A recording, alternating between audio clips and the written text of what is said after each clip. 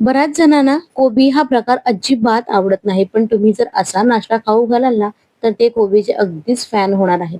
तर ही रेसिपी संपूर्ण बघा, कुठेही व्हिडिओ स्किप न करता. खूप सुंदर असा हा कोबीपासून नाश्ता बनतो.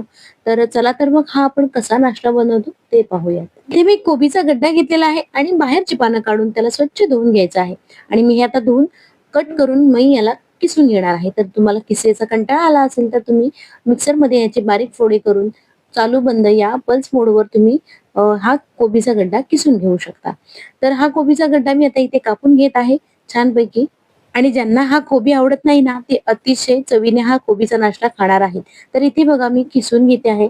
मी मिक्सरला लावत नाहीये. माझ्याकडे छान अशी बारीक खिसणी होती, त्याच्यावर मी हा कोबीचा गड्डा किसून घेते. तर आपल्याला यासाठी वाटण तयार करायचंय. यासाठी आपल्याला काय करायचंय, मिक्सरमध्ये हिरवी मिरची घ्यायची आहे, आलं घ्यायचं आहे आणि कढीपत्ता घालायचा आहे. याच्यामध्ये आपल्याला जिरं घालायचं आहे आणि याची एक बारीक अशी आपल्याला पेस्ट करून घ्यायची आहे.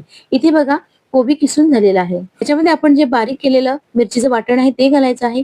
कोथिंबीर घालायची आहे. तीळ घेतलेले आहेत. मी इथे भरपूर सारे तीळ घातलेले आहेत. हिंग घेतलेला आहे. हळद घेतलेली आहे. तिखट घेतलेलं आहे. जिरं पूड घेतलेलं आहे. धणपूड आहे आणि अर्धा बाउल मी इथे बेसन पीठ घेतलेलं आहे. अर्धा बाउल इथे मी तांदळाचं पीठ घेतलेलं आहे आणि एक बाउल पूर्ण मी इथे ज्वारीचं पीठ घेतलेलं आहे. तुम्ही पूर्ण इथे बेसनचं पीठ वापरलं तरी चालेल, पण माझ्याकडे ज्वारीचं पीठ होतं आणि ज्वारीच्या पिठाऐवजी तुम्ही मक्याचं पीठ वापरलं तरी सुद्धा चालू शकतं. तुमच्याकडे जे पीठ अवेलेबल आहे ते तुम्ही याच्यामध्ये टाकू शकता.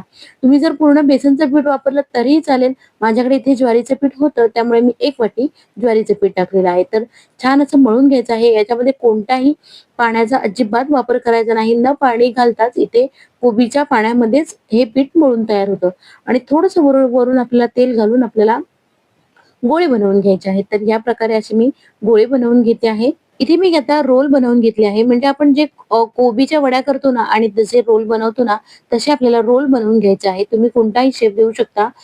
गोलमध्ये पण तुम्ही बनवू शकता. तर आता हे आपल्याला उकडवायचे आहेत. तर मी उकडण्यासाठी इथे मी पातेल्यामध्ये पाणी गरम ठेवलेलं आहे आणि चाळण ठेवून त्याच्यावर थोडंसं तेल लावून, थोडं तेल पसरवून आपल्याला ह्या वड्या म्हणजे आपले जे रोल आहेत ते आपल्याला 15 मिनिटं वाफवायचे आहेत.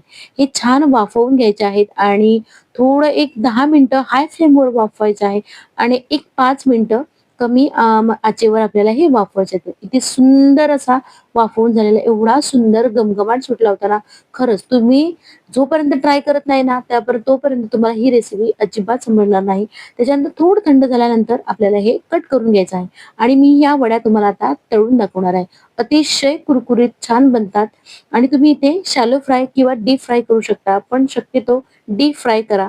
त्याच्यामुळे काय होतं ना, आपल्या वड्या छान अशा कुरकुरीत होतात.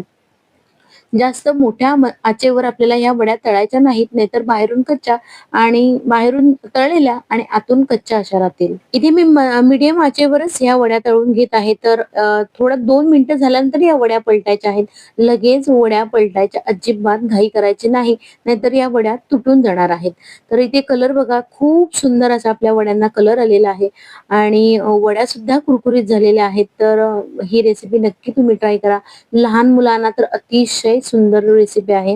माझ्या मुलीने सुद्धा खूप छान असं एन्जॉय केलेलं आहे आणि ही रेसिपी तुम्हाला कशी वाटली मला नक्की कमेंट करून सांगा. लाईक करा, शेअर करा. चॅनलवर नवीन असाल तर सबस्क्राईब करायला अजिबात विसरू नका.